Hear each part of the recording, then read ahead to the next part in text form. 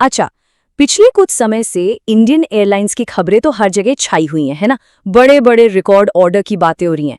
लेकिन आज हम इन हेडलाइंस की पीछे की एक और कहानी देखेंगे। एक ऐसी कहानी जो शायद और भी ज्यादा दिलचस्प है। तो बात यह है कि एयर इंडिया और इंडिगो जैसी अपनी एयरलाइंस ने बोइंग और एयरबस को करीब करीब 1000, जी हाँ 1000 नए प्लेन्स के लिए रिकॉर्ड तोड़ ऑर्डर दिए हैं। ये इतनी बड़ी संख्या है, मतलब कुछ बड़े देशों के पास तो कुल मिलाकर इतने प्लेन्स होते ही नहीं। पर यह एक बहुत बड़ा सवाल खड़ा होता है, अगर ये सारे प्लेन भारत में बनते ही नहीं तो फिर देश इस जबरदस्त एविएशन बूम से पैसा कैसे कमाएगा? भाई, इसका जवाब एक ऐसी जगह छिपा है जहां आम तौर पर हमारी आपकी नजर जाती ही नहीं।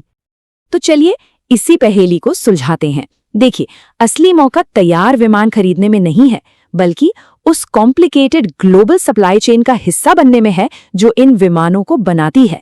इसे हम बिग स्काई पैराडॉक्स भी कह सकते हैं। तो सीधी सी बात यह है कि एक तरफ जहां एयरलाइंस हेडलाइंस में हैं, वहीं दूसरी तरफ पर्दे के पीछे एक शांत लेकिन शायद कहीं ज्यादा मुनाफे वाला मौका बन रहा है। और ये मौका मिल रहा है भारत के उन मैन्युफैक्चरर्स को जो इन जहाज़ों के लिए बहुत ही प्रिसिशन वाले जरूरी पुर्जे बनाते हैं।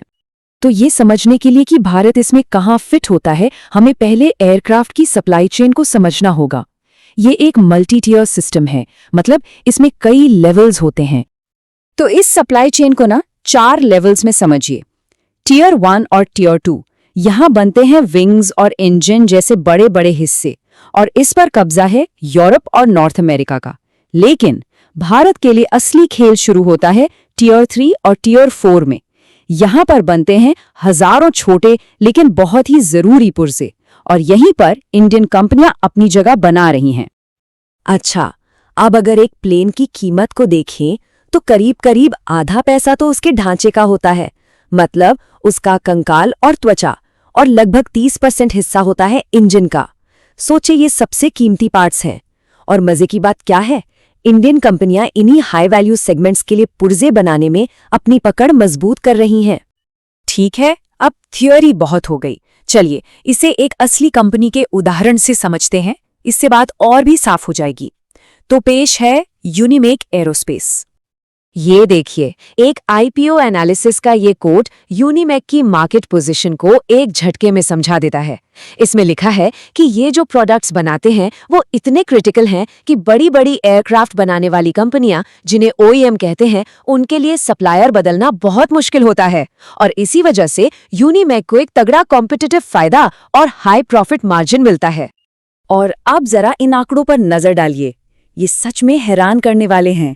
सिर्फ 2 साल के अंदर कंपनी का रेवेन्यू लगभग 5 गुना बढ़ गया, और मुनाफा वो तो 16 गुना से भी ज्यादा हो गया। ये सिर्फ नंबर नहीं है, ये इस सेक्टर में छिपे हुए मौके की पूरी कहानी बयां कर रहे हैं। तो यूनिमेक बनाता क्या है? देखिए, ये बहुत ही कॉम्प्लेक्स और अलग अलग तरह के प्रोडक्ट्स बनाते हैं, जैसे विंग्स और इंजन को जोड़ने के लिए स्पेशल टूल से लेकर बहुत ही सटीक एयरफ्रेम के पुर्जे तक। इनका बिजनेस मॉडल कहलाता है हाई मिक्स लो वॉल्यूम। इसका सीधा सा मतलब है कि ये किसी एक पार्ट की लाखों यूनिट्स नहीं बनाते, बल्कि हजारों अलग अलग तरह के बहुत ही प्रिसिजन वाले पुर्जे कम कम क्वांटिटी में बनाते हैं। और सोचिए, 4000 से ज्यादा अलग अलग प्रोडक्ट्स के लिए अप्रूवल मिलना, ये अपने आप में उनकी इंजीनियरिंग की ताकत को दिखाता है। तो अब आगे बढ़ते हैं और देखते हैं कि ये सब एक बड़ी पिक्चर में कैसे फिट होता है। यूनिमेक कोई अकेली कंपनी नहीं है, ये भारत में तेजी से बढ़ रहे एक बड़े इकोसिस्टम का बस एक हिस्सा है। और यूनिमेक अकेला नहीं है, जैसा मैंने कहा। जरा देखिए, आजाद इंजीनियरिंग टर्बाइन ब्लेड्स बना रही है, संसेरा इंजीनियरिंग मशीन्ड कंपोनेंट्स में माहिर है, और डायनामिटिक टेक्नोलॉजीज तो हवाई जहाज के ढांचे के हिस्से यानी फ्यूजलेज असेंबली तक बना रही है। ये सारी कंपनियां मिलकर एक मजबूत स्क्वाड्रन बना रही हैं जो जबरदस्त ग्रोथ दिखा रहा है और भारत के एरोस्पेस सेक्टर का दम दिखा रहा है। तो अब सवाल ये उठता है कि इस डिमांडिंग इंडस्ट्री में कामयाब होने के लिए आखिर चाहिए क्या? चलिए उन जरूरी फैक्टर्स को समझते हैं जो किसी भी कंपनी को इस रेस में आगे रखते हैं। देखिए, इस इंडस्ट्री में टिके रहने और कामयाब होने के लिए 4 चीजें बहुत जरूरी हैं। पहला, गवर्नेंस, मतलब सख्त से सख्त इंटरनेशनल नियमों का पालन करना। दूसरा, इंजीनियरिंग, बड़े स्केल पर भी क्वालिटी और सटीकता बनाए रखना। तीसरा, फाइनेंस, अपनी कैपेसिटी बढ़ाने के लिए पैसों का सही मैनेजमेंट। और चौथा, और शायद सबसे जरूरी, विश्वसनीयता, मतलब दशकों तक चलने वाले कॉन्ट्रैक्ट्स के लिए हमेशा टाइम पर डिलीवरी देना। ये एक ऐसा बिजनेस है जहां रिश्ते धीरे धीरे बनते हैं पर फिर दशकों तक चलते हैं। तो आखिर में बस एक सवाल, जैसे जैसे दुनिया के ज्यादातर विमानों में मेड इन इंडिया पुर्जे लगेंगे, तो भारत के मैन्युफैक्चरिंग सेक्टर में और कौन-कौन से ऐसे छिपे हुए दिग्गज हैं जो बस खोजे जाने का इंतजार कर रहे हैं?